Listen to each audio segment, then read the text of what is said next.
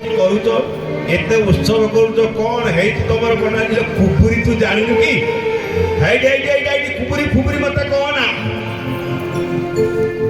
କୁକୁରି ମାନେ ବୁଝୁଛ ତ ଶାରୀରିକ ବିକଳାଙ୍ଗୀ କି କୁହାଯାଏ କୁକୁରି ମାନେ ତା ପିଠିରେ କୁକୁରଟା ଟେରା ଟେରା ଟେରା କିନ୍ତୁ ଆପଣ ଦେଖିବେ ସମାଜରେ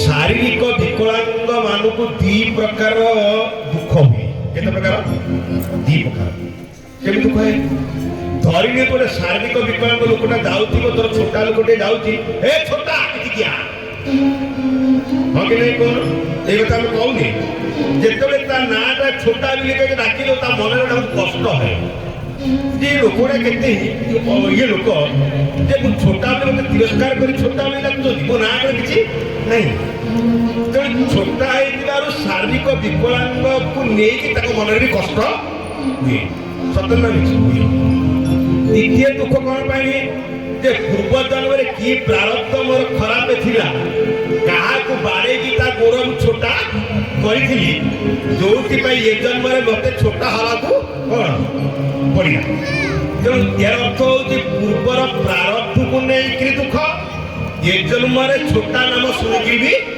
ଦୁଃଖ ହେଇକି ନା ଶାରୀରିକ ବିକଳାଙ୍ଗୀ ହୁଅନ୍ତୁ ବା ଶାରୀରିକ ବିକଳାଙ୍ଗ ହୁଅନ୍ତୁ ଏ ଦୁଃଖ হয় ନା ମା ମାନେ ଏ ଭାଇ ମାନେ ହୁଏ ନା ହୁଏ କିନ୍ତୁ ଆମ ଶାସ୍ତ୍ରରେ ବି ଏମିତିଆ ବିକଳାଙ୍ଗ ଲୋକ ଅଛନ୍ତି ନା ଜଣଙ୍କ ନାଁ ହଉଛି ଅଷ୍ଟାବକ୍ର ଜଣେ ଋଷି ଅଛନ୍ତି ନା ନାଇଁ ସେ କିଏ ଅଷ୍ଟାବକ୍ର ମହାରାଜ ଯିଏ 8 ବର୍ଷ ବୟସରେ ଜନକଙ୍କୁ ପାଣି ପିଇଦେଲେ ସେଥିପାଇଁ ଆମର ଗୋଟେ ଗ୍ରନ୍ଥ ତାର ହଉଛି ଅଷ୍ଟାବକ୍ର ଗୀତା ପଢନ୍ତୁ ଆତ୍ମଜ୍ଞାନ ପାଇଁ 6 ବର୍ଷ ବୟସରେ ଯିଏ ପୁରା ଏଡେ ବଡ ଯୋଗୀ ଯିଏ ଜନକଙ୍କୁ ପାଣି ପିଇଦେଲେ କେତେବେଳେ ଜାଣିଛନ୍ତି ଯେତେବେଳେ ଇଏ ଜନକଙ୍କ ସଭାକୁ ଗଲେ ସଭାସ୍ଥମାନେ ବସିଛନ୍ତି ବୁଝିଲେ ଭାଇ ବସିଛନ୍ତି ଇଏ ପ୍ରବେଶ କରିଗଲାକୁ ଇଏ ହସି କିଏ ଜନକଙ୍କ ସଭାସଦ ମାନେ ହସିଲେ କାହିଁକି ଇଏ 8 ଜାଗାରେ ଟେଡ଼ା ତ ହସିଦେଲେ ଏମିତି ହସିଦେଲେ ସେତେବେଳେ ଇଏ ପିଲାଙ୍କ ବର୍ଷ ବୟସ ମାତ୍ର 6 ଗୋଟିଏ କଥା ସେଇ ଜାଗାରେ କହିଲେ ମୁଁ ଦେଖୁଛି ଏଠି ଜ୍ଞାନର ଜ୍ଞାନୀ ମାନଙ୍କର ତ ସଭା ଇଏ ନୁହଁ ନା ମୁଁ ଦେଖୁଛି ଏଠି ଚମାର ମାନଙ୍କ ସଭା ଚାଲିଛି କଣ ଚାଲିଛି ଚମାର ମାନେ ଯିଏ ଚର୍ମ ଉପରେ ବେଶୀ ଧ୍ୟାନ ଦିଏ ତା ମାନେ ସେ କହିବାର ଅର୍ଥ ଯେ ଇଏ ଜ୍ଞାନୀ ସଭା ମାନେ ଚମାର ମାନଙ୍କ ସଭା ତା ମାନେ ଏହାର ଅର୍ଥ ହଉଛି ମୋର ଶରୀରରେ 8ଟା ସ୍ଥାନରେ ମୋର ଟେଡ଼ା ବଙ୍କା ଅଛି ଇଏ ଶାରୀରିକ ବିକଳାଙ୍ଗ ମୁଁ ଏଇଥିପାଇଁ ଏମାନେ ହସୁଛନ୍ତି ତମେ ଆକୁ ହସୁଛ କାହିଁକି ୟାର ଯଦି ଭିତରେ ବସିଥିବା ଲୋକଙ୍କୁ ଦେଖି ହସିଥାନ୍ତ ପ୍ରସନ୍ନ ହେଇଥାନ୍ତ ତାହେଲେ ମୁଁ ଖୁସି ହେଇଥାଏ ତାପରେ ଏହାର ଅର୍ଥ ସେ କହିବାର ଉଦ୍ଦେଶ୍ୟ ହଉଛି ଶରୀରକୁ ତମେ ଦେଖ ନାହିଁ ଆତ୍ମତତ୍ତ୍ୱକୁ ଦେଖ ଯଦି ଆତ୍ମତତ୍ତ୍ୱକୁ ଦେଖିବ ତାହେଲେ ତେମେ ଯେ ବାସ୍ତବରେ ବ୍ରହ୍ମଜ୍ଞାନୀ ହବ ଆଉ ଯେ ଶରୀରକୁ ନେଇ ବିଚାର କରିବ ମୋ ବିଚାରରେ ସେ ଜ୍ଞାନରେ ତାଠୁ ମୂଢ ସଂସାରରେ କେହି ନାହିଁ କିମି ଅବିବେକ ଶରୀର ହିଁ ଗୋସ୍ୱାମୀ ଲେଖିଲେ ଯେ ଶରୀରକୁ ହିଁ ପ୍ରାଧାନ୍ୟତା ଦିଏ ଶରୀରକୁ କେବଳ ଦେଖେ ତାଠାରୁ ବଡ଼ ମୂର୍ଖ ସଂସାରରେ କେହି ନାହିଁ ଗୋସ୍ୱାମୀ ସ୍ପଷ୍ଟ ଭାବରେ କହିଲେ ତାମାନେ ଅର୍ଥ ହଉଛି ଅଷ୍ଟାବକ୍ର ମହାରାଜ ଯଦ୍ୟପି ହଉଛନ୍ତି 8 ଜାଗାରେ ଟେଡ଼ା ବଙ୍କା ଶାରୀରିକ ବିକଳାଙ୍ଗ କିନ୍ତୁ ଜ୍ଞାନ ତାଙ୍କ ପାଖରେ ନମ୍ବର 1 ଦ୍ୱିତୀୟରେ ଆଉ ଜଣେ ଆକବରଙ୍କ ସଭାରେ ଜଣେ ଶାରୀରିକ ବିକଳାଙ୍ଗ ଥିଲେ ତାଙ୍କ ନାମ ହଉଛି ମାଲିକ ମୋହମ୍ମଦ ଜାୟସୀ ମହାରାଜ ତାଙ୍କ ନାମ ହଉଛି ମାଲିକ ମୋହମ୍ମଦ ଜାୟସୀ ସିଏ ମଧ୍ୟ ଶରୀର ବଙ୍କା ତାଙ୍କର ଗୋଟାଏ ଆଖି ଥିଲା କେଇଟା ଆଖି ଗୋଟିଏ ଆଖି ସିଏ ଯେତେବେଳେ ଆକବରଙ୍କ ସଭା ଭିତରୁ ପଶିଗଲେ ସେତେବେଳେ ଆକବରଙ୍କ ସଭାରେ ଥିବା ସଭାସଦ ମାନେ ଦେଖି ତାକୁ ହସିଦେଲେ ତାହେଲେ 1ରେ ବଙ୍କା ଗୋଟିଏ ଆଖି 2ଟା ଆଖି ତାର ନାହିଁ ଯେତେବେଳେ ହସିଦେଲେ ସେତେବେଳେ ସେ ତାଙ୍କୁ ଗୋଟେ ପ୍ରଶ୍ନ ଥୋଇଦେଲେ ସେଇଟା ସଭାସଦ କାହିଁକି ଦେଖିକି ଆସିଲ ଇଏ ଶରୀର ଦେଖିକି ଆସିଲ ଆରେ କୁମ୍ଭାର ଯେମିତି ହାଣ୍ଡିଟାକୁ ତିଆରି କଲା ମହାରାଜ ଗଢୁ ଗଢୁ ଗଢୁ ସେଇଟା ଯଦି ବଙ୍କା ହେଇଗଲା ଏଇଟା ମାଟିର ଦୋଷ ନା ଯିଏ ତିଆରି କଲା ତାର ଦୋଷ ଏଇ ଶବ୍ଦ ବାଣରେ ସମସ୍ତେ ମୁହଁ ତଳକୁ କର୍ମ ତାମାନେ ଆଙ୍କର କହିବାର ଉଦ୍ଦେଶ୍ୟ ଥିଲା ଯେ ଶରୀରଟା ହଉଛି ମାଟି, ଏଟା କଣ ମାଟି, ଭଗବାନ ହଉଛନ୍ତି କୁମ୍ଭାର ଯେ ତିଆରି କଲା ବାଲା। ତେଣୁ ଭଗବାନ ତ ଏ ଶରୀରକୁ ନିର୍ମାଣ କରିଛନ୍ତି, କୁମ୍ଭାର ତିଆରି କରୁ କରୁ କରୁ କରୁ ଯଦି ହାତଟା ଟିକେ ବଙ୍କା ହେଇଗଲା, ଦୋଷ କାହାର? ଏଇଟା ମାଟିର ନା ଭଗବାନଙ୍କର? ତାମାନେ ଏହାର ଅର୍ଥ ହଉଛି ମୋର ପ୍ରାରବ୍ଧ ଖରାପ ଥିଲା, ଭଗବାନ କର୍ମ ଅନୁସାରେ ମତେ ନିର୍ମାଣ କଲେ। ତେଣୁ ଭଗବାନଙ୍କୁ ଦେଖୁନ, ମତେ କାହିଁ ତମେ ଦେଖୁଛ? ଯେ ତିଆରି କରିଛି ତାକୁ ଦେଖ, ଯେ କେଡ଼େ ବିଚିତ୍ର ଇଏ। କାହିଁକି? ଗୋସ୍ୱାମୀ ତୁଳସୀଦାସ ମହାରାଜ କହିଲେ, ଶୁଭରୁ ଅଶୁଭ କର୍ମ ଅନୁହାରୀ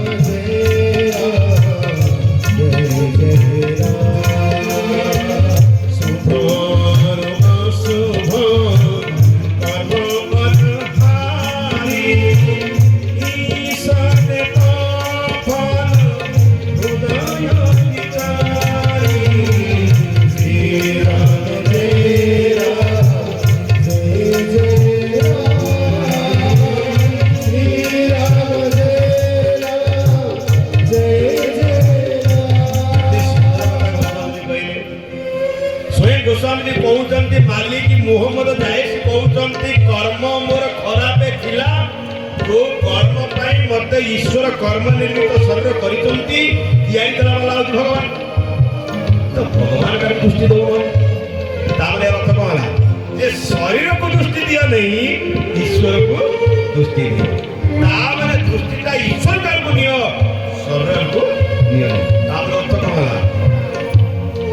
ମାଲିକ ମୁହମ୍ମଦ ଜାୟସୀ ଯଦ୍ୟପି ହଉଛନ୍ତି ଶାରୀରିକ ବିକଳାଙ୍ଗ, ତାଙ୍କ ପାଖରେ ଏ ଚେତନା ବି ଥିଲା, ତାଙ୍କ ପାଖରେ ଜ୍ଞାନ ବି। କିନ୍ତୁ ଏଇ ଗୋଟିଏ ଶାରୀରିକ ବିକଳାଙ୍ଗୀ କିଏ? ରାମାୟଣରେ ଯାହା ନାଁ ହଉଛି ମନ୍ଥରା, ତା ପାଖରେ ଜ୍ଞାନ ନାହିଁ। ଜୀବନରେ ଯେ ସତ୍ସଙ୍ଗ କଲେ ଜ୍ଞାନ ଆସିବ କୋଉଠୁ?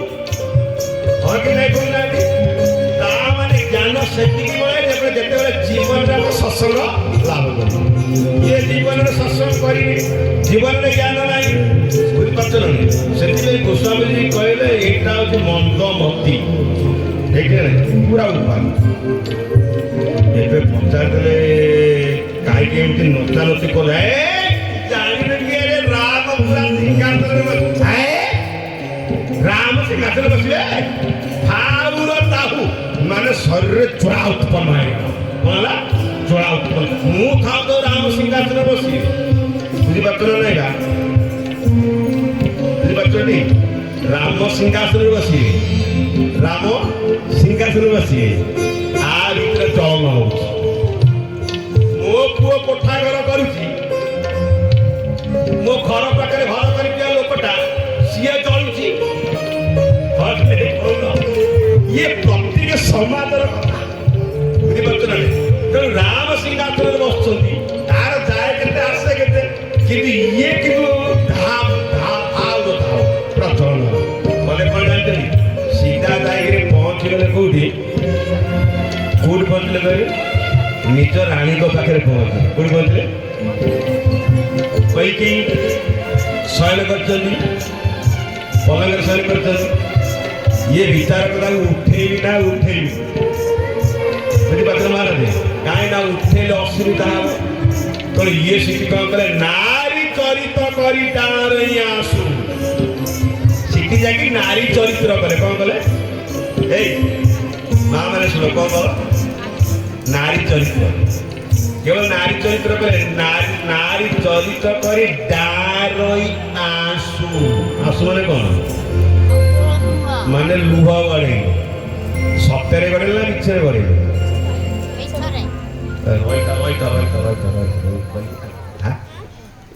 सत्य कांदिला ना मिछे कांदिला? रामचरित मास दीटा नारी कांदी, ମିଛରେ ଜଣେ ହେଉଛନ୍ତି କଇକେଇ ଆଉ ଜଣେ ହଉଛି ମନ୍ଥରା। ଯାହାର ସଙ୍ଗ ଯେମିତି କରେ ସେ ଯେମିତି ହବ। କାହିଁକି ନା ଭରତଙ୍କ ଚରିତ୍ର ଲେଖା ହେଇଛି ହେଇକି ନା କପଟ ନୟନ ବହନି ଲେଖିଛନ୍ତି। ଖାଲି ଭରତ ଜାଣୁଛେ ମୋ ଭିତରେ ଦୁଃଖ ଅଛି କିନ୍ତୁ ଭିତରେ ଦୁଃଖ ନାହିଁ। ଖାଲି ଆଖିରେ ଖାଲି ମୁହଁଟାକୁ କଣ ବୁଝିଲେ କି ନାହିଁ? ମୁଁ ମା ମାନେ ମତେ ଗାଳି ଦବନି। ଆପଣ ସତରେ କାନ୍ଦନ୍ତି ନା ମିଛରେ କାନ୍ଦନ୍ତି?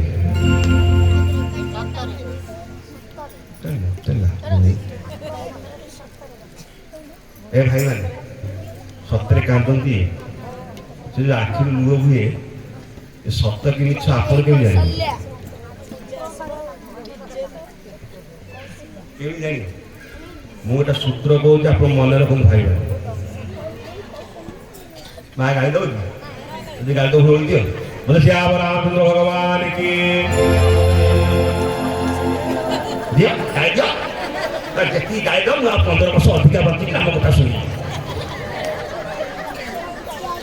ମୁଁ ଜାଣିଛି ଗୋଟାଏ ମା ଛାଡ଼ିଛି 1000 ମା ଏ ଜାଗାରେ ଅଛନ୍ତି। ମାର କାନ୍ଦିଟା କେବେ ଉପରେ ପଡ଼ିବ ୟାଦ ରଖି କେବେ ପଡ଼ିବନି। ଭାଇମାନେ ମନେ ରଖ, ଯେତେବେଳେ ଆପଣଙ୍କ ସ୍ତ୍ରୀ କନ୍ଦା କଟା କଲା ଇଏ ସତରେ କାନ୍ଦୁଛି କି ମିଛରେ କାନ୍ଦୁଛି କେମିତି ଜାଣିବେ? ଆପଣ ତାଙ୍କ ପାଖକୁ ଆସ୍ତେ କିଣି ଯିବେ ହେଲା କି ନା ପରୀକ୍ଷା ହାତ ସେ ଯୋଉ ଜାଣିବେନି ଆପଣ ତ ପରୀକ୍ଷା କରୁଛନ୍ତି ହେଇକି ନା ଆଖି ଲୁହ ବହୁଥିବ ସେ ଲୁହରେ ଏମିତି ହାତ କାଢି ପାରୁଥିବ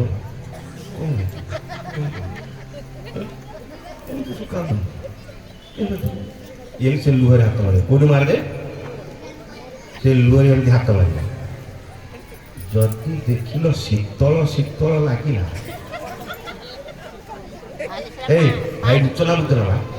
ଯଦି ଥଣ୍ଡା ଥଣ୍ଡା ଲାଗିଲା ତାହେଲେ 15 ହାତ ଦୂରେଇକି ରହିବ ହେଲା। ଜାଣିବ ଯେ ଇଏ ମତେ କୌଣସି କାନରେ ପକେଇବା ପାଇଁ ଚରିତ୍ର ଆରମ୍ଭ କଲାଣି। ଯଦି ହାତ ମାରୁ ମାରୁ ଉଷୁମ ଉଷୁମ ଲାଗିଲା ମାନେ ଗରମ ଗରମ ଲାଗିଲା ଜାଣିବ ତାଙ୍କ ଭିତରେ ଗୋଟେ କିଛି ପୀଡ଼ା ଅଛି ଯୋଉଟାକୁ ସେ କହିବା ପାଇଁ ଚାହୁଁଛନ୍ତି କାହୁଁଛନ୍ତି। ସେତେବେଳେ କିନ୍ତୁ ଥଣ୍ଡା ଥଣ୍ଡା ଲାଗିଲା ମୋ ଭାଇଟା ପୁରା 15 ହାତ ଦୂରରେ ହବ ନହେଲେ 500 ଟଙ୍କା ଖସିବାଟା ହଉଛି ଦୌଡ଼ ରାମଚନ୍ଦ୍ର ଭଗବାନ ସେଥିପାଇଁ ନାରୀ ଚରିତ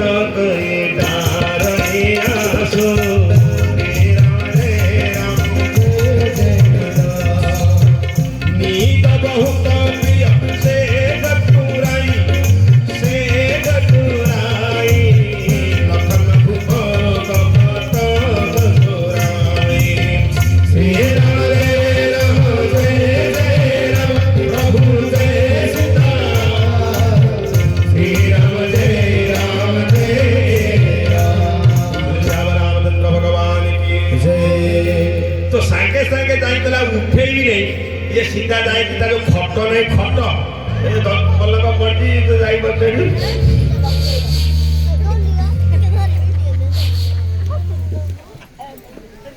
सकेला गोटे लोक कांदी निंद भागनी फटकिनी राणी कर भागीगला हाइलो नथरा तू लोग कौन हो तू कहीं कांचु कौन कर मणिमहल रोचु राजप्रसाद खाऊ पाट वस्त्र पिंधु मोर दासिनी ते बहुत सम्मान मिलू ते कि हाथ हाँ जड़े हाथ दिखती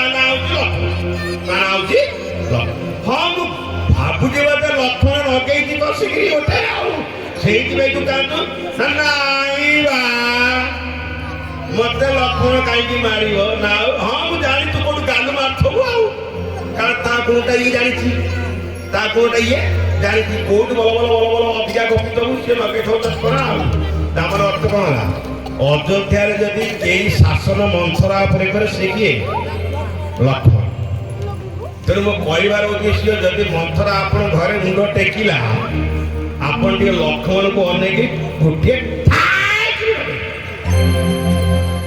से एकाथर के चुपेली बसी मु कहली मार जिते मंथरा टेक से मुंड मारे ବୁଝିପାରୁଛନ୍ତି ମୋ ମା ମାନଙ୍କୁ କେବେ କହୁନି ମନ୍ଥରା ଆପଣ ଭିତରେ ବି ସେ ଗୁଣ ଅଛି ଏମାନଙ୍କ ଭିତରେ ବି ସେ ଗୁଣ ଅଛି ସେ ବୃତ୍ତି ଏବେ ଅଛି ଯାଇଛି ହେଲା କି ନା ବୁଝିପାରୁଛନ୍ତି ତେଣୁ ସେଥିପାଇଁ ସାବଧାନ ଲକ୍ଷ୍ମଣ ମାନେ ମହାଧରା କରିଛୁ ନାଇଁ ନାଇଁ ସିଏ ମତେ କାହିଁ ମାରିବ ଆଚ୍ଛା କାନ୍ଦୁଛୁ କଣ ପାଇଁ ଖାସେ ତୁ ହେଲୋ ମୁଁ ତୋର କଣ କଲି ମୁଁ ତୋର କଣ କଲି ତୁ କାହିଁ ମୋ ପାଇଁ କାନ୍ଦୁଛୁ ନା ଜାଣିନୁ କି ନା କଣ ନା ଲକ୍ଷଣ ଭୂପ କପଟ ଚତୁରାଇ ଚତୁର୍ଥ ଗଣ୍ଡାଏ ଖାଇଦେଲୁ ଦାସ ଦାସୀ ମାନେ ଅଛନ୍ତି ଦେଇଦେଲେ ଖାଇଦେଲୁ ଆରାମରେ ଗଦନ୍ତ ପଲଙ୍କରେ କଣ ଶୋଇଗଲୁ ତୁ କଣ କିଛି ଜାଣୁଛୁ ତୋ ପଛରେ କଣ ହଉଛି ତୁ ଯୋଉ ସ୍ୱାମୀଟାକୁ ଧରିନୁ କି ହଁ ମୋ ସ୍ୱାମୀ ନା ତା ଭଳିଆ କପଟି ସଂସାରରେ କେହି ନାହିଁ ଯେମିତି କହିଲା ଭୁପନ ଲୋକ କପଟ ଚତୁରାଇ କହିଲେ ମନ୍ଥରା ଆଉ ଥରେ ଯଦି ମୋ ସ୍ୱାମୀଙ୍କ ବିଷୟରେ କିଛି କହିଲୁ ତ ଜିଭା ତାକୁ ଢାଳିକି ଛିଣ୍ଡାଇ ଦେବି ଲୋ ଫୁଲଳି ଦଉନ ରାମଚନ୍ଦ୍ର ଭଗବାନ କି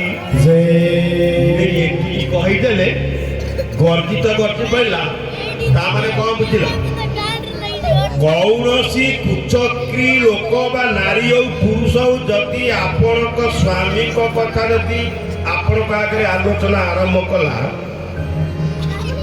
ତାହେଲେ ସେ ଜାଗାରେ ଆପଣ ଦୂରେଇ ଯାଆନ୍ତୁ ସେ ଲୋକଟାକୁ ଦୂରେଇ ଦିଅନ୍ତୁ ଆଉ ଯଦି ଶକ୍ତି ସାମର୍ଥ୍ୟ ଅଛି ତାହେଲେ ଯାହା ଖୋଲନ୍ତୁ କେବେ ପ୍ରୟାସ କରନ୍ତୁନି ଆପଣଙ୍କ ସ୍ୱାମୀ ବିଷୟରେ କିଛି ଆଲୋଚନା ଶୁଣିବା ପାଇଁ କାହିଁକି ଯାହା ହେଲେ ବି ସେ ଆପଣ କରଉଛନ୍ତି ଦେବତାଙ୍କୁ ଭଲ ଭାବରେ ଗତକାଲି ମୁଁ କହିଲି ବିବାହରେ ଆପଣ ତାଙ୍କୁ ପୂଜା ସମ୍ମାନ କରିବା ଏଇଟା ହେଉଛି ଆପଣଙ୍କର ଧର୍ମ ତାଙ୍କ ଆଲୋଚନା ଶୁଣିବା ପାଇଁ ନୁହେଁ ସେଥିପାଇଁ ରାଗିଦେଲେ ଏତେ ରାଗିଦେଲେ ଭରତ ମା ତୁମ ସୁତାଣି ହସିଦେଲେ ଆଉ ବିଚାର କଲା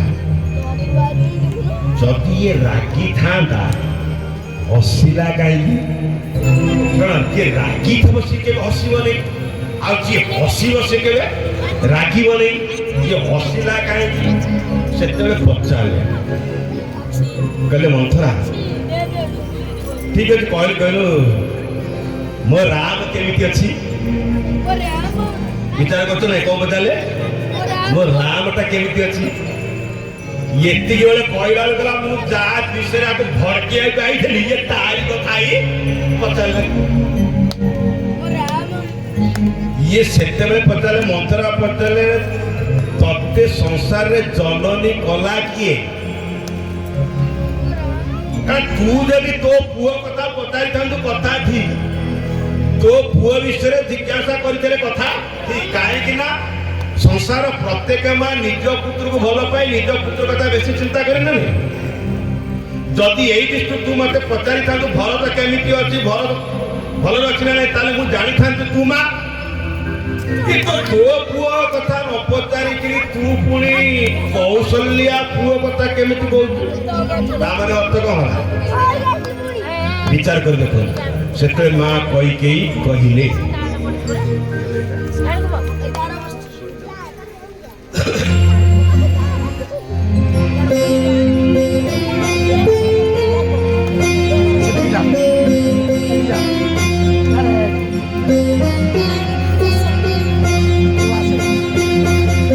ସେଇ ମା କୈକେୟୀ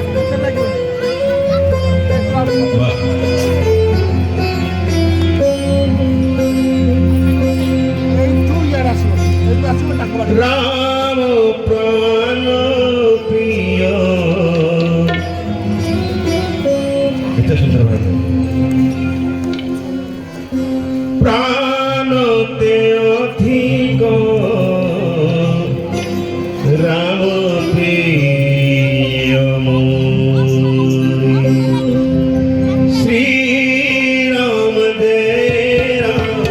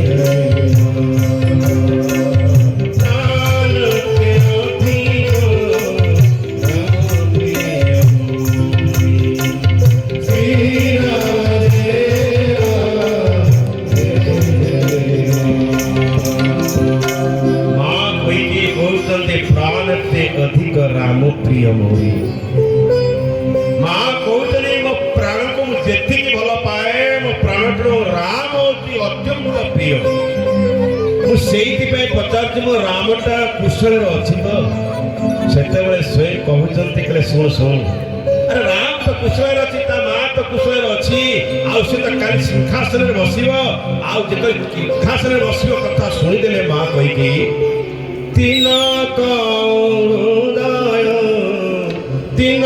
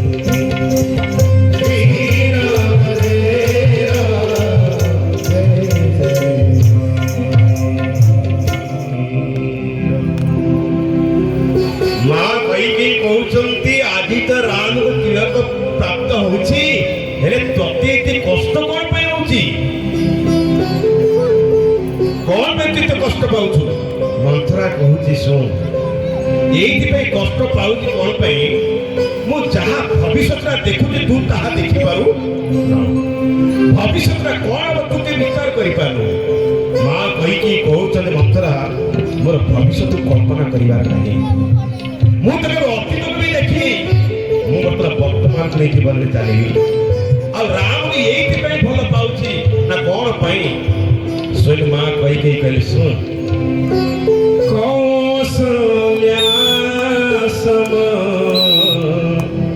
सब श्री राम जय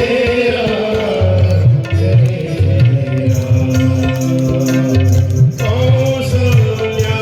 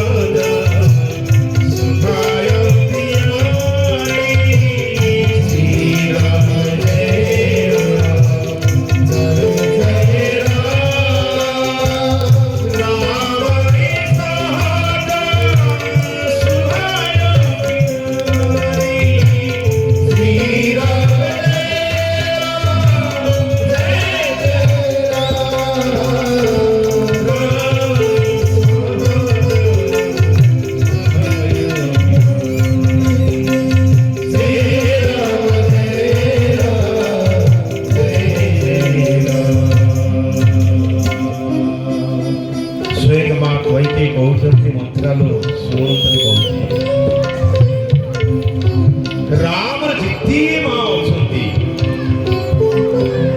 राम प्लस पॉइंट ये शीलतार गुण समस्त माँ को सी बहुत स्नेह करे बहुत भल पाए समस्त को सम्मान करे क्या जीवन से असम्मान करी शील गुण से तो राम नाम हृदय भीतर बस राम को भल पाऊँ स्वयं कहते कौशल्यासन सब ममकारी राम सहज स्वाय प्यारे से स्वयं मंथरा पचारे से माँ मान भितर कही तू अच्छु ना नहीं ना हाँ अच्छी 750 भितर मु भी अच्छी मंथरा कहीदे राणी जदि 750 भितर तू अच्छु 749 को जी स्नेह करुच्ची तत्ते भी से स्नेह करुव नाई मो पर स्नेह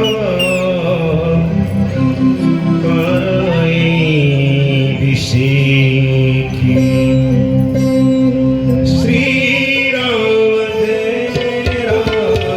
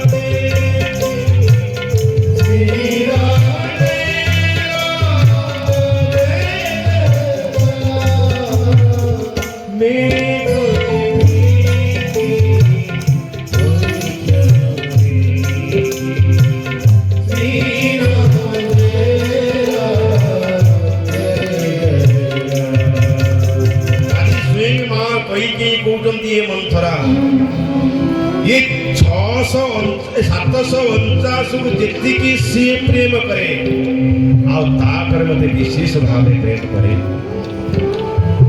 ये अहंकार ये अभिमान अभिमान लोक अहंकारी लोक सब चाहे मत जब समाज में किसी अधिक सम्मान मिलला जानी समाज में मोर किसी महत्व अच्छी जदि समाज में मत समस्त सहित एकाधार सम्मान मिलगला जानी समाज में मोर किसी महत्व ना माँ कई आज स्वयं ये चिंता करुँच आदि तत्वदर्शी जो मैंने अच्छा कहवाई चाहिए किए क्रियारूपस्थ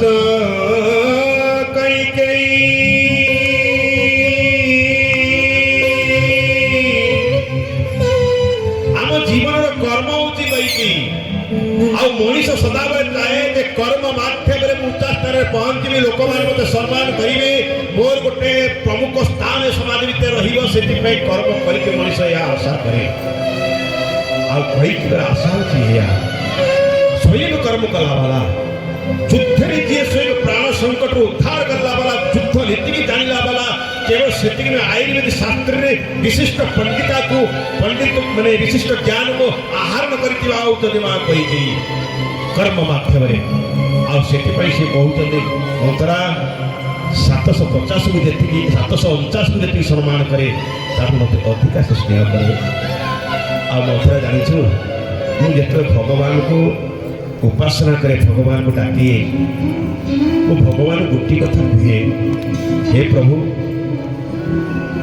मुझे आप प्रार्थना करुँची जदि आप मो पर प्रसन्न अच्छा मुझे मुक्ति चाहूनी मोर के मुक्ति दरकार नहीं चाहे हे प्रभु हे रघुनाथ भगवान मते आउ थे नारी करी जन्म दियो जमी ये कथा कहीदे स्वयं मंथरा पचारुंट अरे समस्त तो ईश्वर को डाकती उपासना करती मुक्ति कामना करती तुम्हें पुणी आर जन्म को नारी बोली नारी हवापाई जन्म हाँपाई कहीं तुम्हें ये अभिलाष रखुच माँ कहीकि जहाँ कहले टे हृदय विचार कर माँ मैंने कौन कहले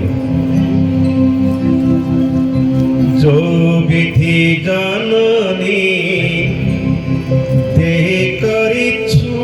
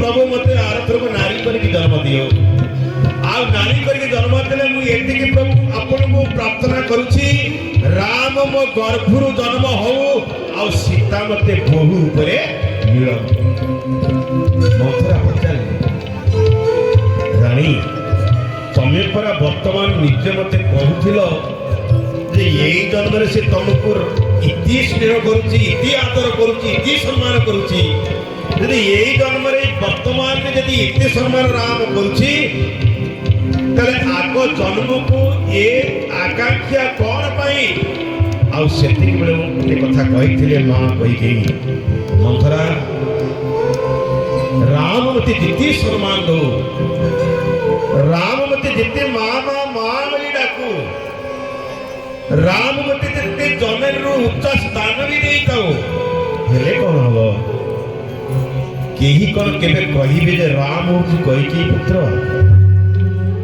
ये रामायण इतिहासकार माने केबे कोन लेखि जे राम होची कैकेयी पुत्र ये जन समाज पर केबे स्वीकार करिवो राम होची कैकेयी पुत्र ये जन समाज केबे स्वीकार करिवो ये सीता होची कैकेयी पुत्र बधू ये इतिहासकार माने केबे लेखि जे सीता होची कैकेयी पुत्र बधू भगवान को प्रार्थना करुच्ची कहीं राम शीलता राम व्यवहार राम विचार मत इतनी मोहित कर प्रत्येक स्तर जीवन प्रत्येक स्तर मो राम को देखुची कहूँ तो सब भगवान को डाकुची जे राम अभिषेक हो जाऊ शुण भाई तमें चाहूच राम सिंहासन में बसु अयोध्या अधिवासी मैंने चाहते राम सिंहासन में बसु समस्ते चाहते बस कि मु जो आगटा देखुची तुम देखिपारुन आसे पचारे कौन तुम देखुच से मंथरा कहले रानी शुण प्रथम दिन आगते बीते श्री राम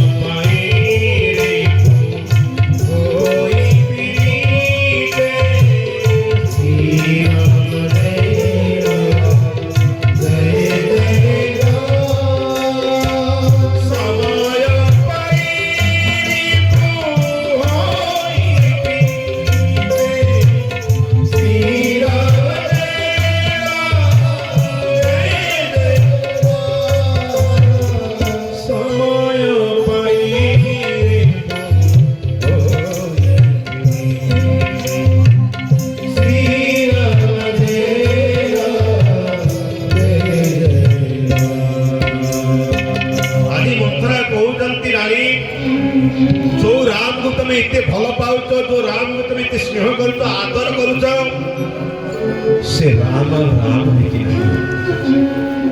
राम बड़ हो तार बुद्धि विकसितता आसीगलानी विचार कर शक्ति के प्राप्त कर सारे आग बड़ी से राम राम है कहीं ना समयटा परिवर्तन हो गला आ समय परिवर्तन ले सब व्यक्ति माने परिवर्तन हो जाती और राम भी परिवर्तन राम भी परिवर्तन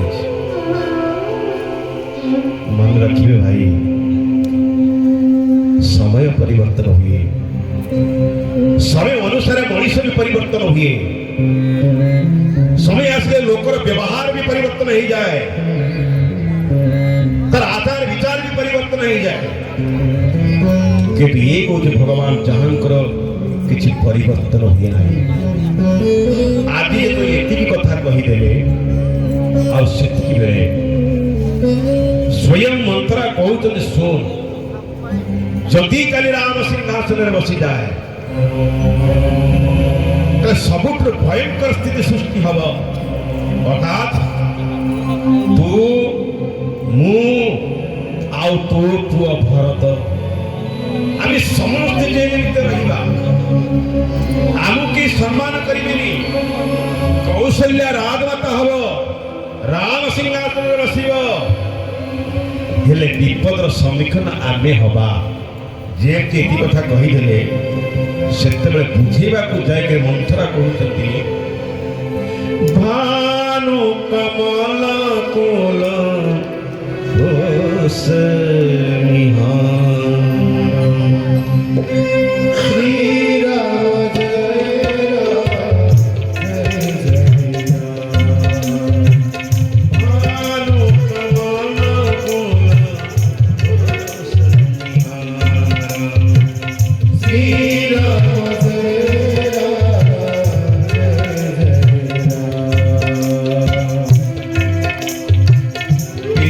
जन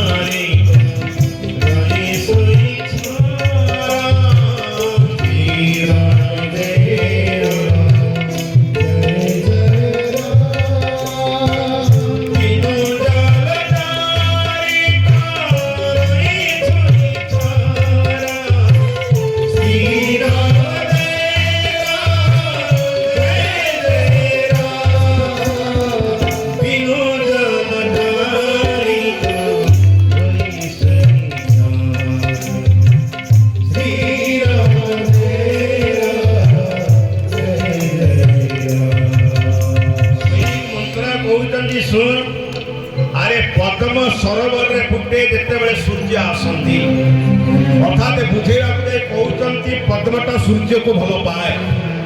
ଆଉ ଯେତେବେଳେ ସୂର୍ଯ୍ୟ ଉଦୟ ହେଇଯାଏ, ଆଉ ସୂର୍ଯ୍ୟ ତାର କିରଣ ମାଧ୍ୟମରେ ପଦ୍ମ ତଳୁ ଯେତେବେଳେ ସମ୍ପୂର୍ଣ୍ଣ ଜଳକୁ ଶୁଖେଇ ଦିଏ, ସେତେବେଳେ ପଦ୍ମ ପୋଡ଼ିକି ବାଉଁଶ ହେଇଯାଏ।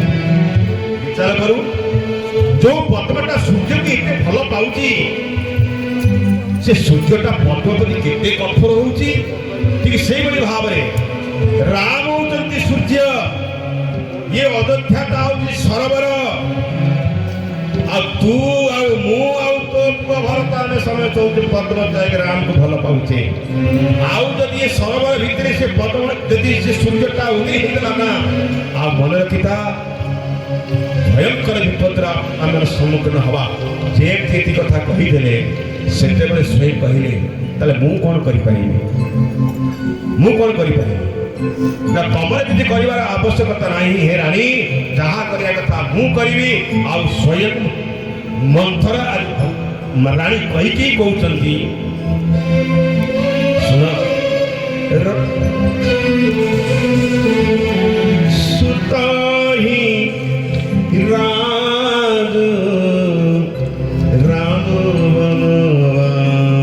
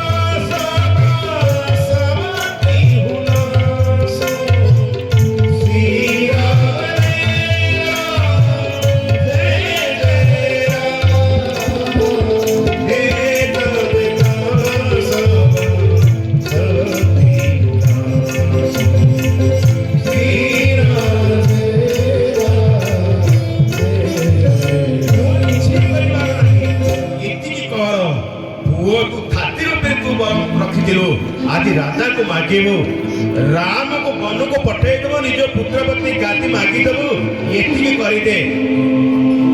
ଆଉ ଦେ ତ ଲେ ତ ସବ ସବତି ହୁଲାସୁ, ଆଉ ସୌତ୍ରରେ ତୁ ପ୍ରତିଶୋଧ ନେ, କାହିଁକି ନା ସବୁଠାରୁ ମାରାତ୍ମକ ହଉଛି କୌଶଲ୍ୟା। ଆଉ ଏତକ ନାଟଇ କରିଛି କୌଶଲ୍ୟା, କାହିଁକି ନା ତା ପୁତ୍ରକୁ ତା ସ୍ୱାମୀକି ଭଲ ଭାବରେ ନିଜକୁ ଆକର୍ଷିତ କରିକି ନିଜ ପାଇଁ ସବୁ କିଛି କରିଛି। ହେଲେ ତଥାପି ଦାଣ୍ଡର ଭିକାରୀ କରିବା ପାଇଁ ଚାହିଁଛି। ସେଥିପାଇଁ ଏ ପରମା ସେତେବେଳେ ସ୍ୱୟଂ କହିଲେ, କିଏ କହିଛି ରାଣୀ, ଏ ମନ୍ଥରା, ପୁଅ ପାଇଁ ତ ରାଜଗାଦି ମାଗିବି, ଠିକ ଅଛି। ରାମ ମୋର କଣ ଏମିତି ଅପରାଧ କଲା ଯେ ମୁଁ ତାକୁ 14 ବର୍ଷ ପର୍ଯ୍ୟନ୍ତ ବନକୁ ନାହିଁ। ରାମ ରହୁ, ରାମ ମୋ ଆଖି ଆଗରେ ରହୁ, ମୁଁ ସବୁବେଳେ ରାମକୁ ଦର୍ଶନ କରେ, ପୁଅ ରାଜା ହଉ ମନା ନାହିଁ। ଆଉ ସେତେବେଳେ ସେ ମନ୍ଥରା କରି ତୁ କିଛି ବୁଝିପାରିଲେ। ଆରେ ରାମ ଯଦି ବନକୁ ନ ଯିବ ତା ମା ଦୁଃଖ ପାଇବ କେମିତି? ରାମ ଯଦି ଜଙ୍ଗଲକୁ ନ ଯିବ ସେ ଦୁଃଖୀ ହବ କେମିତି? ଆଉ ତୁ ତୋର ପ୍ରତିଶୋଧ ନବୁ କେମିତି? ମୁଁ ସେଇଥିପାଇଁ କହୁଛି ରାମକୁ ବନକୁ ଦେଇଦବୁ, ତା ମା ଦୁଃଖ ଭୋଗିବ। ଆଉ ସେ ଦୁଃଖରେ ସଡ଼ି ସଡ଼ିକି ଲାଷ୍ଟକୁ ନିଜ ଶରୀରକୁ ଚାଷ। ସେଥିପାଇଁ ମୁଁ ଚାହୁଁଛି ଏ କଥା କହ। ଆଉ ମନେ ରଖା, ପୁଅ ନିଶ୍ଚିନ୍ତ ଭାବରେ ରାଜା ହବ।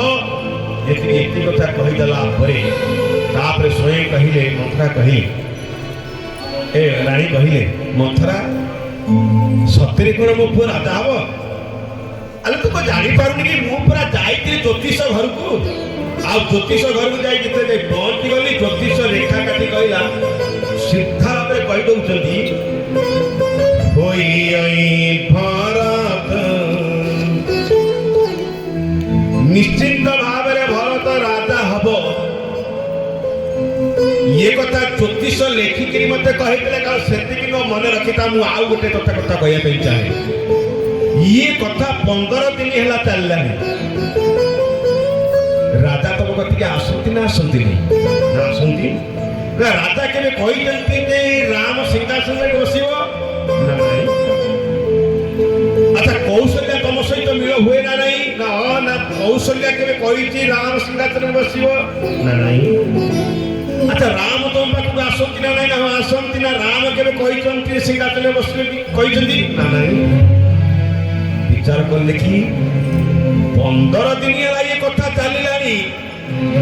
ନା ରାଜା ତତେ ଗଣୁଛନ୍ତି, ନା କହିକେ ତତେ କୌଶଲ୍ୟା ଗଣୁଛନ୍ତି, ନା ଯାହାକୁ ନିଜର ନୟନର ବିପ୍ଳବ ବୋଲି କହୁ, ଯାହାକୁ ପ୍ରାଣ ବୋଲି କହୁଛୁ, ସିଏ କେବେ କହିଛି ଯେ ସିଂହାସନ ବସିବ ବୋଲି? ନାହିଁ। ଯଦି କହିନାହାନ୍ତି ମୋ କଥା ମାନେ କେଡ଼େ ବଡ଼ ଷଡ଼ଯନ୍ତ୍ର କରିଛନ୍ତି ପଛରେ ଯାଇକି। ଯଦି ଏମାନେ ଷଡ଼ଯନ୍ତ୍ର କରିନଥାନ୍ତେ ତତେ ନିଶ୍ଚିତ ଭାବରେ କହିଥାନ୍ତେ ରାମ ସିଂହାସନରେ ବସିବେ। ରାମ କେମିତି କହିଲା? ଠିକ ଅଛି ତ ରାଜା କହିଲେନି, ତ ସୌତୁରୀ କହିଲା ନାହିଁ। ରାମ ତ ଏତେ ଭଲ ପାଉଛି, ରାମ ତ କତିକି ଆସୁଛି, ରାମ ସମ୍ମାନ କରୁଛି, ରାମ ତ ପାଖରେ ରହୁଛି, ରାମ କେମିତି କହିଲାନି? କେମିତି ବିଷଟା ପୁରା ହଉଛି ଦେଖନ୍ତୁ ଆଜ୍ଞା। ଯୋଉ କହିକି କହୁଥିଲେ ପ୍ରାଣ ତ ଅଧିକ ରାମ ପ୍ରିୟ, ମୋର ଭରତ ପ୍ରିୟ ନୁହେଁ, ମୋ ପ୍ରାଣ ପ୍ରିୟ ହଉଛି ଭରତ। ଏମିତି ବିଷଟାକୁ ପୁରେଇ ଦେଲେ ରାମ କଣ ପାଇଁ କହିଲା ନାହିଁ? ଯାହାକୁ କେତେ ଭଲ ପାଉଛି 15 ଦିନ ହେଲାଣି।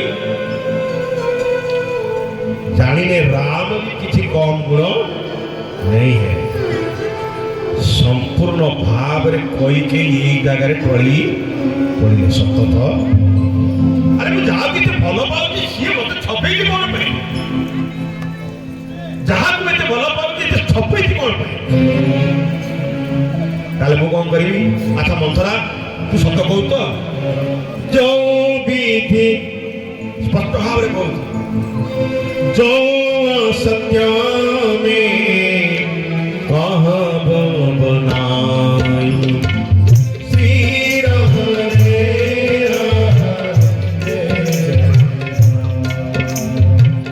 जो सत्य में कहब श्री राम रे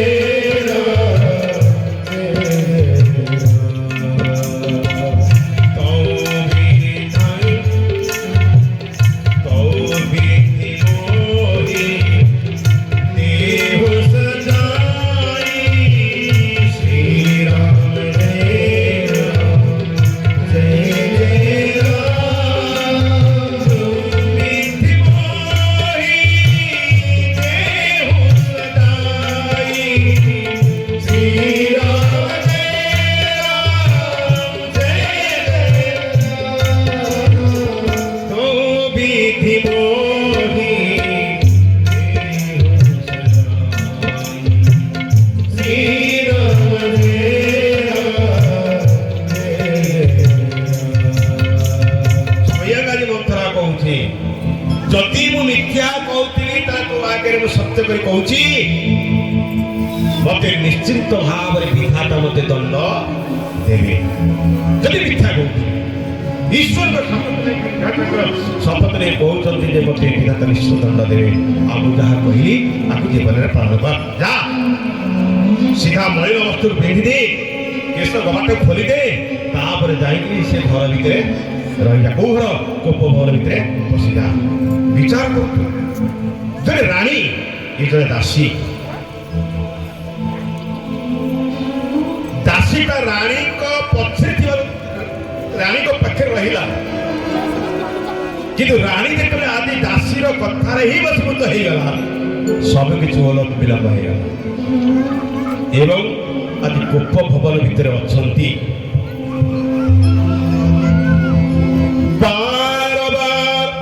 दशरथ महाराज आसुच्च राति पाहीगला निजे जाऊँच संवाद देवाई आसिक पहुँचले शुणिले राणी घरे माने कनक भवन रे ନାଇଁ ଦଶରଥ ବିଚାର କଲେ ଏ ତ ମତେ ନ ପଚାରିଲେ କୁଆଡ଼କୁ ଯାଏନି, ନ ପଚାରିଲେ କୁଆଡ଼କୁ ଯାଏନି, ଗଲା କାହିଁକିନା ସ୍ତ୍ରୀର ଧର୍ମ ହଉଛି ଯୁଆଡ଼େ ଯିବ ସ୍ୱାମୀକି ଜଣେଇକିରି କହୁନ ହଁ କି ନାହିଁ, ସ୍ୱାମୀକି ଜଣେଇକିରି ଯିବ। ଆପଣ ସ୍ୱାମୀକି ଜଣେଇକି ଯାଆନ୍ତି, କହୁନ ହଁ କି ନାହିଁ, ଯଦି ନାହିଁ ଭୁଲ ଦଉନ ବୋଲେ ଶ୍ୟାମର ରାମଚନ୍ଦ୍ର ଭଗବାନ କି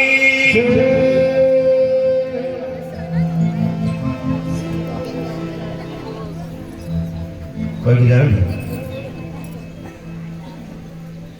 ସ୍ୱାମୀ ନଥିଲେ ବାପାଙ୍କୁ କହିବ ହାତରେ ମାରିକି ଖାଇଦବ, ମୁଁ ଆମ ମିଟିଂ ଯାଉଛି।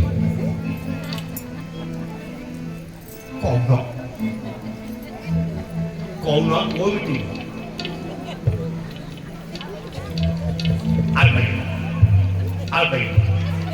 କୋଉ ମିଟିଂ?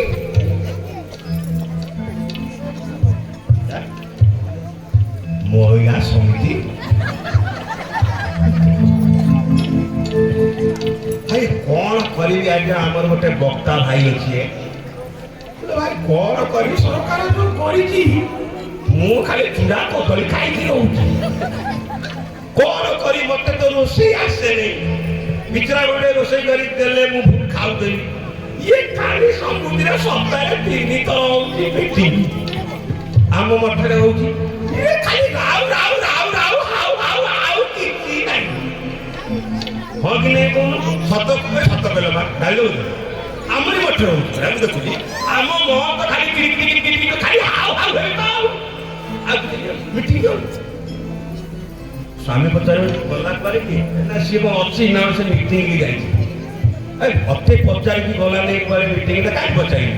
ସରକାର ଆମକୁ ଦେଇଛି ସ୍ୱାଧୀନତା, ଆମେ ସ୍ୱାଧୀନତା ହେଇକି ଯିବୁ, କିନ୍ତୁ ମନେ ରଖନ୍ତୁ ବିନା ସ୍ୱାମୀଙ୍କ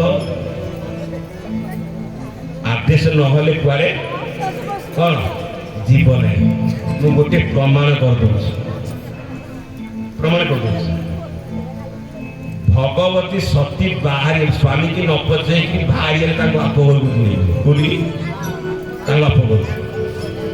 ଯେମିତି ଭଗବାନ ଜାଣିଗଲେ ସତୀ କୁଆଡ଼େ ବାହାରୁ ନା ମୁଁ ଆମ ଘରକୁ ଯାଉଛି, ଆମ ଘରକୁ ଯାଉଛି, ସେତେବେଳେ ଭଗବାନ ଶଙ୍କର କହିଲେ ସତୀ ତମେ ଯାଅନି, କାହିଁକି ନା ଗଲେ ମଙ୍ଗଳ ନାହିଁ, ଗଲେ ଯାଅ ମୋ ବାପା ଘର ମୋ ମା ଘର ମୁଁ ଯିବିନି, ଆଉ କିଏ ଯିବ? ଆଉ ତମ କଥା କାହା ମାନିକି ଘରେ ରହୁଥିବି, ଆଉ ଯିବିନି, ଆଉ ଘୁଡ଼ଇ ଦଉନ ବୋଲେ ଯାଅ ରାମଚନ୍ଦ୍ର ଭଗବାନ କି। ଯେତେ ମନା କଲେ ମାନିଲେ ନେଇ ଗଲେ, ହଁ କି ନାଇଁ ଗଲେ ନା ନାଇଁ, ଅବସ୍ଥା କଣ ହେଲା ବୁଝିଲେ କି ନା ନାଇଁ? ମାନେ କହିବାର ଉଦ୍ଦେଶ୍ୟ ସ୍ୱାମୀ କି ଜଣାନ୍ତୁ, ଯଦି ସ୍ୱାମୀ ମନା କରୁଛନ୍ତି ତାହେଲେ ଜମା ଯାଆନ୍ତୁ କହୁନାହାନ୍ତି, କିନ୍ତୁ ହଁ ପରିସ୍ଥିତି ଦେଖିକି ଯାଆନ୍ତୁ, ମନା ନାହିଁ, କାରଣ ଯୁଗକୁ ଯୁଗ ପରିବର୍ତ୍ତନ ହଉଛି, ଆଉ ସେ ସତୀ ଯୁଗ ତ ଆଉ ନାହିଁ। ତେଣୁ ବିଚାର କରିବେ, ସ୍ୱାମୀଙ୍କର କଥା କେବେ ଅମାନ୍ୟ କରିବେ ନାହିଁ। ଦଶରଥ ବିଚାର କଲେ ତ ଆଜି ପର୍ଯ୍ୟନ୍ତ କେବେ ମତେ ନ ପଚାରି କୁଆଡ଼େ ଯାଇନି, ଗଲା ଜଣେ ଦାସୀ କଲେ ସେ କୋପ ଭବନ ଇଏ ଭାଇ ଯେତେବେଳେ କଲେ କୋପ ଭବନ ଦଶରଥ ମହାରାଜ ଚାଲିବାଟା ସ୍ଥିର ହେଇଗଲା, ହେଇକି ନାହିଁ କୋପ ଭବନ ରାଣୀ ରାଗିକି କଣ ପାଇଁ ରାଗିଲା, ଯାଇକି ପହଞ୍ଚିଗଲା କୋପ ଭବନ ଭିତରେ ସେ ଶୋଇଛନ୍ତି କିଏ କେମିତି ଜାଣିଛନ୍ତି? ମାନେ ବସ୍ତ୍ରଟା ଠିକ ନାହିଁ, ଏଇ ଯୋଉ ତାଙ୍କ ଶୃଙ୍ଗାର ଏଇଟା ଖୋଲା ହେଇକି କଣ ପଡ଼ିଛି କଟ କଟ ଟିକେ ଏମିତି ଅନେଇଛି, କେମିତି ଅନେଇଛି? କଟ କଟ କେମିତି ଅନେଇଛି? ସାପ ଯେତେବେଳେ ଫଣା ଟେକେ ତା ଆଖିକି କେବେ ଦେଖିଛ? ସାପ ଗୋସ୍ୱାମୀ କହିଲେ ମୁଁ ଅନୁଭବ କହୁନି, ଗୋସ୍ୱାମୀ ସେଇ କଥା ଲେଖିଏ। ଗୋସ୍ୱାମୀ କହିଲେ ମାନଉ ସରସ ଭୁଅଙ୍ଗ ଭାବିନି ବିଷମ ଭାନ୍ତି ନିହାରି, ନିହାରି ମାନଙ୍କୁ ଦେଖିବା तो गोस्वामी जी कहते गोटे अधा मरा सर्पी से घर भितर कौन फणा टेकिकी अच्छी आ मन रखु फणा टेकिबा मान अर्थ हूँ धसीबार कौन से एमती जाऊ किसी ना जिते ठिया जान से आक्रमण करने बुझे कि ना गोस्वामी से कहते से अधा मरा सर्पिटा से घर भितर दीटा जीवा बाहर पशुची सापर कईटा जीवा साप देख न कईटा जीवा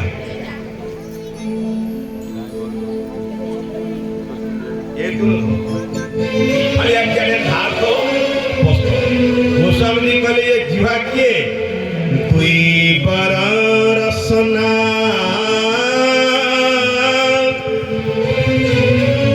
बर बठाउर देखई कहले दुई बर रसना रसना माने कौन जुहा दीटा बर माने दीफाळिया दीटा बर माने जो पथरा कहिची दीटा बर माने दीटा बर होउची जुहा पसुची बाहर कहीं ना मर्मस्थान को अनेई केते बेले दशरथ आसवे शपथ करेंगे राम शपथ कला मूर्ख डकटा मारे बुझीपारे कि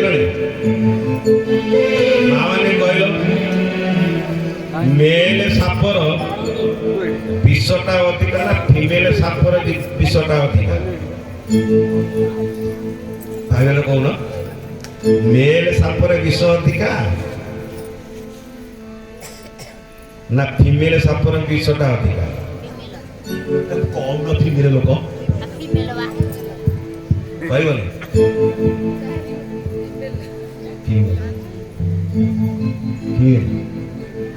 भाई मैंने बुझटी होशियारी सीए जो रागिक कटकट के अनेब आगू जमा जीवन जदि गल ताले चोटटा खाया बोले श्याम रामचंद्र भगवान की होली पकई चोट मार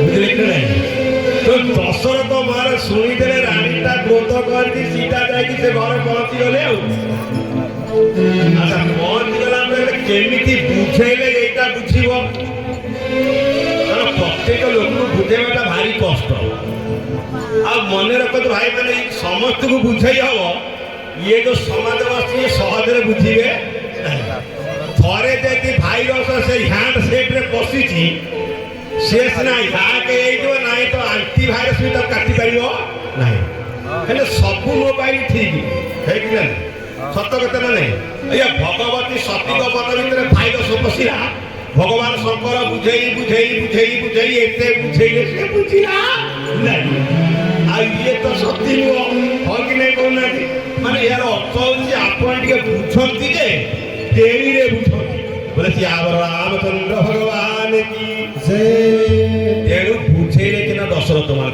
ए दशरथ जते को वस्तु सुनो जते को दशरथ को सुनो जेमिति स्त्री की बुझेला बेले ता पाख पाखे केही को बसई दबनी का पाखे रखिबनी कई नथला बेला चुप कर डाकी कर बेड रूम को कौन नहीं तो बुझे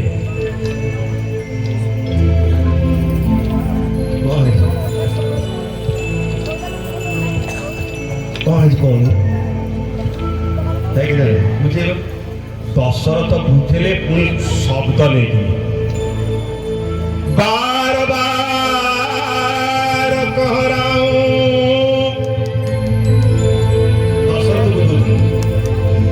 सुमुखी सुलतनी बिगवतनी